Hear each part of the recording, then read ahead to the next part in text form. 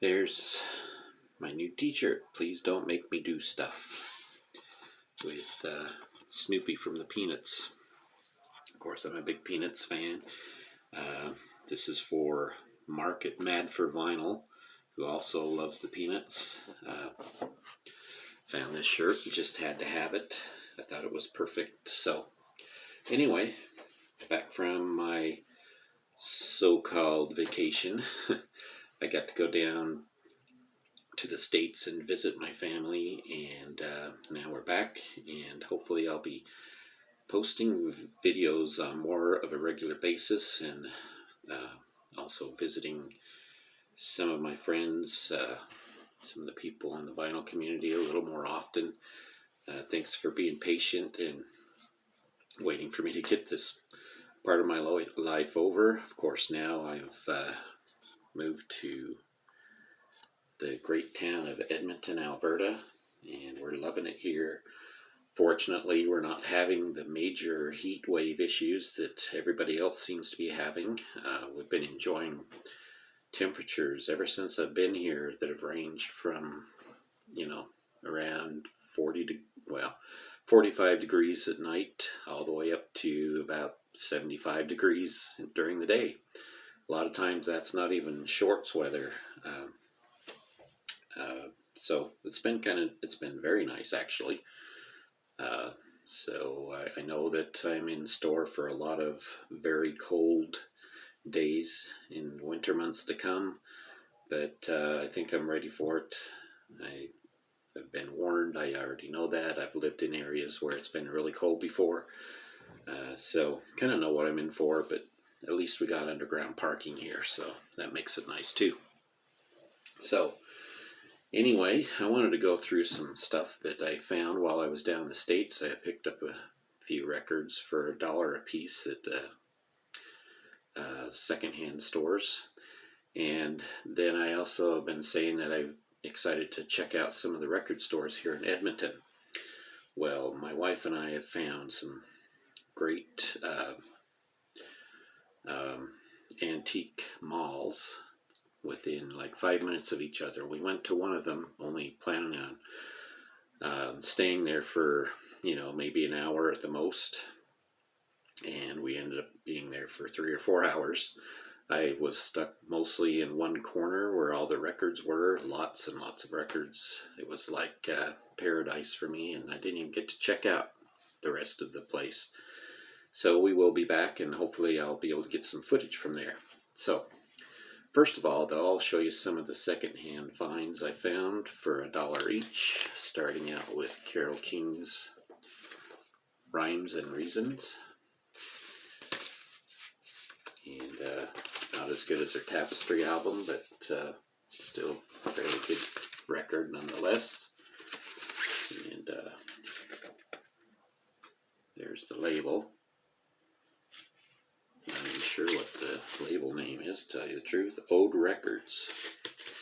I don't think I have anything on that label. So I also found a copy of an early Kenny Rogers in the first edition record. I like some of their earlier stuff before he went totally pop country. Kenny Rogers had some great albums along with the first edition. This one is called Backroads. And the label on the front says special price $4.88. I still only got it for $1. And it's on this cool Jolly Rogers label. Also, an autographed copy of James Taylor's Sweet Baby James. Now, that's not his autograph, of course. It was autographed by the previous owner, Dottie L. So, thank you, Dottie. $1 for this. One of his better records on the green Warner Brothers label. And a nice surprise for $1. Again, signed by Dottie L. Neil Young's After the Gold Rush. Yeah, $1. And it's in really good shape. It doesn't have the inner sleeve, but the record itself looks really good. Gatefold is in great condition. Can't complain other than the autograph on the front. And there it is on the Reprise label. So that was nice. So now some of the other things I found down in the States. I've got a couple of records from Barnes & Noble. I found if you go to some of the smaller towns where Barnes & Noble are located, you can find some of their older reissues that they've had that, you know, most places have already sold out of. I got The Doors, LA Woman. And according to the sticker, this is the original 1971 stereo mix remastered on 180 gram vinyl. And they've reproduced the butterfly Electra label and the inner sleeve. That when you put it inside the cover, it turns the background yellow. That this is a die cut and kind of a, not, I don't know, cellophane-y kind of thing there that you can see through.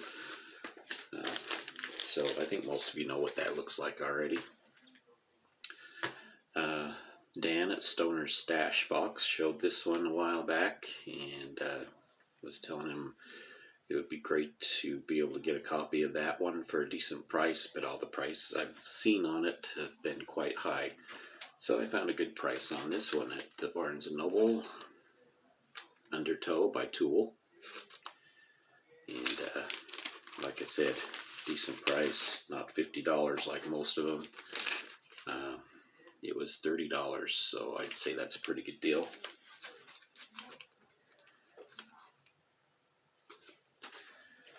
So glad to have that one in there. And a couple from Walmart that I picked up. Bill Withers, Greatest Hits. Of course, it has just the two of us on there. Lonely Day is also on this, and his version of Lean On Me. It's on sunshine yellow vinyl, very bright yellow. So that was one I was happy to find. One of my favorite Metallica records, Ride the Lightning. Picked up a copy of that. And that one comes on, well, it has the lyrics, of course, on the inner insert. And beautiful blue vinyl with some black spatters, whatever, in there, veined through it. So, very nice looking vinyl color. Got to get it in the sleeve here. There we go. Also found a copy at Walmart. David Bowie's The Rise and Fall of Ziggy Stardust and the Spiders from Mars. Gave up trying to get an original on this because they were either too expensive or too scratched up. So this one reproduces the orange RCA label with Bowie on there. Good to have that one in the collection. Now, as far as the antique mall goes, quite a variety of stuff that I found there, and like I said, I'll be back. They've got way too much great stuff, and pretty decent prices too. First of all, the progressive band Wishbone Ash. This is the album called New England, and I always thought it was kind of an interesting cover with the gatefold. This is a good album. I've had a lot of the Wishbone Ash albums before, so bringing them back into the collection. Nice to have that again. Finally got a really nice copy of a John Mayall album, The Turning Point. Good to have him introduced to the collection on the Polydor label. Beautiful copy of this, and from what I can tell, it's a fairly it's an original version of it. Of course, the inner sleeve has changed. It's just a plain white inner sleeve. The cover shows a little bit of moisture damage because it's kind of wavy, but you wouldn't be able to tell that hardly at all until you pull it out of the plastic. Also, one of my favorite Bad Company records, Run with the Pack. Bringing that one back into the collection. A little bit of ring wear on the cover, but the record itself is in great shape. On the Swan Song label, same label, of course, that put out Led Zeppelin, a few other bands like that. Not very many, though. And a couple weeks ago, Clifford the Vinyl Cheapskate showed this record. I commented that I was wishing I'd never gotten rid of this copy because I never found a really good price on a copy that's in good shape. Well, same day I put that comment on there, bang, Uncle Meat by the Mothers of Invention, Frank Zappa, on the pink, green, and yellow Reprise label. Very excellent copy, probably even better than the copy I had before, with the excellent looking gatefold. So excited to get that one back on there with side 4 is nothing but different versions of King Kong, all kind of melded together in one long song, but they're taken from different concert improvisations.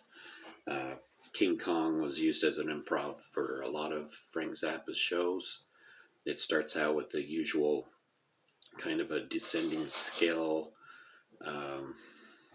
melody and goes into some great improvisations, and I think there are 5 or 6 improvisations on that particular record. Every one of them just flows together really well, and they all sound different. Another Wishbone Ash. This one's called There's the Rub. Again, another great album from them. And this one is on the MCA Records label.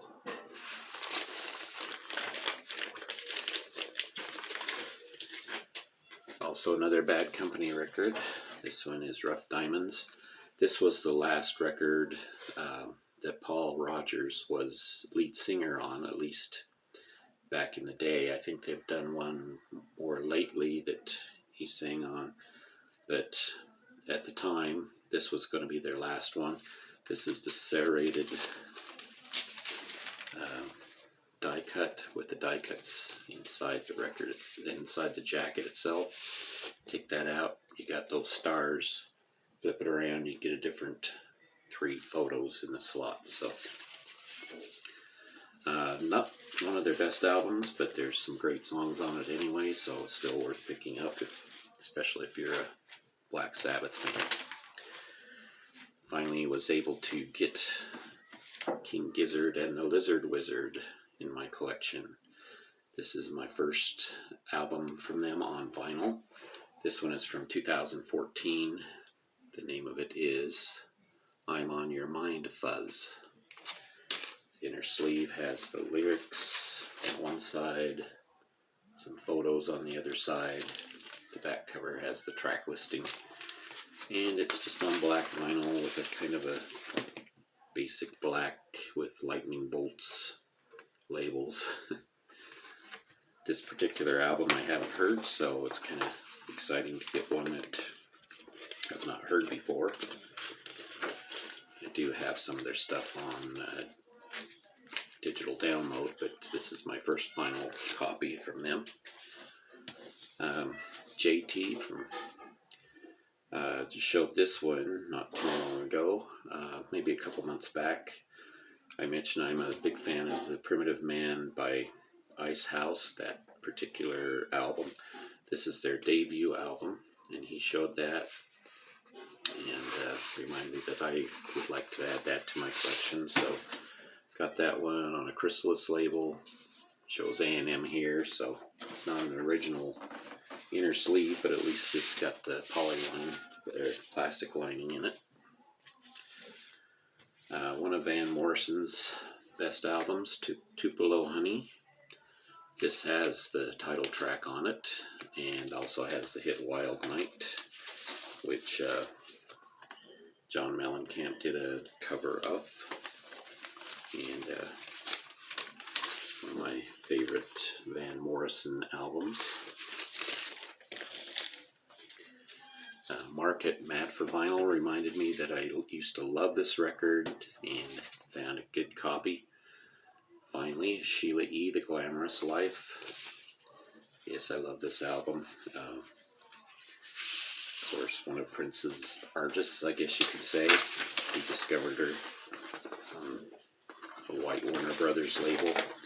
Not sure whether to call it an EP or a full album, because one side is very short, one side is a bit longer, so could be considered either, I suppose.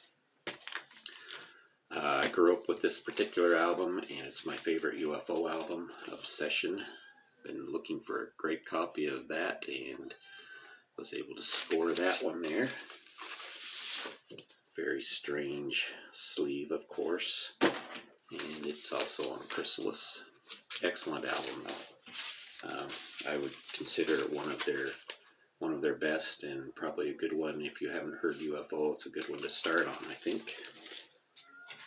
A couple from the Pretenders, the Pretenders 2.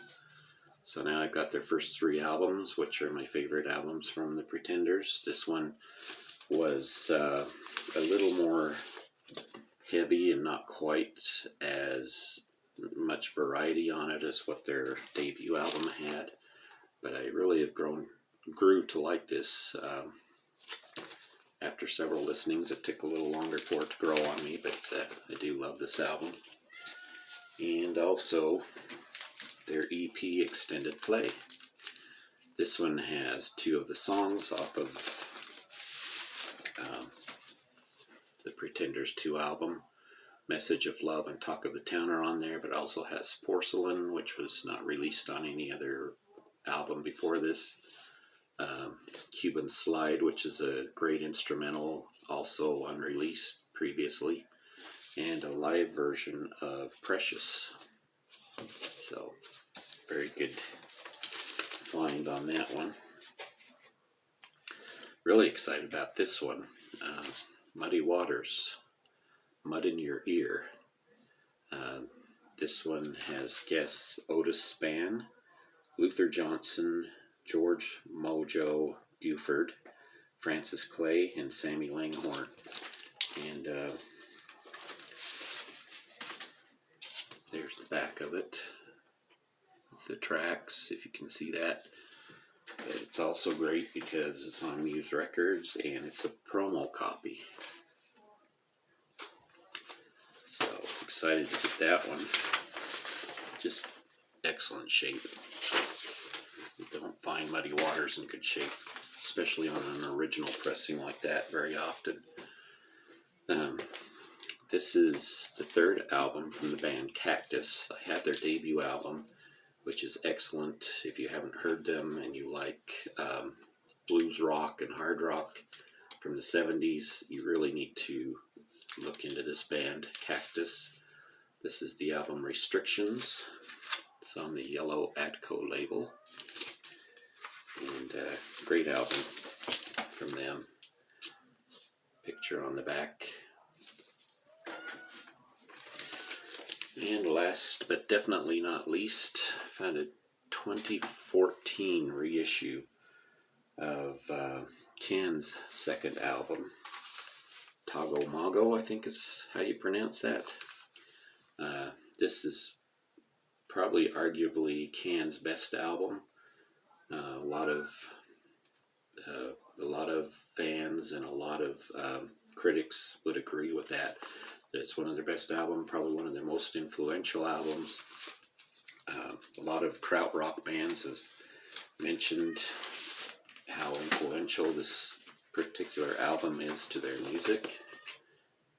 And actually, just really happy to find such a great copy of this, even if it is a reissue. Two sides have 2 side-long tracks on them, and the other 2 sides have 3 tracks each. They come with some cool inner sleeves. And there's the label. So really happy to find that, and like I said, these were all very fair prices.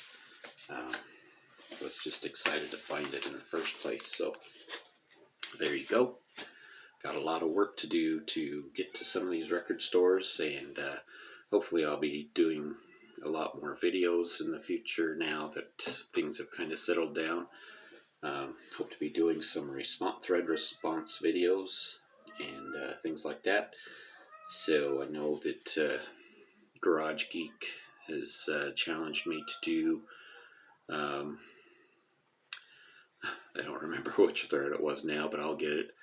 And I will be doing that. So even though I wasn't here, I still am going to take up the challenge. So anyway, thank you for watching. Thank you for being patient, and we will talk to you again soon.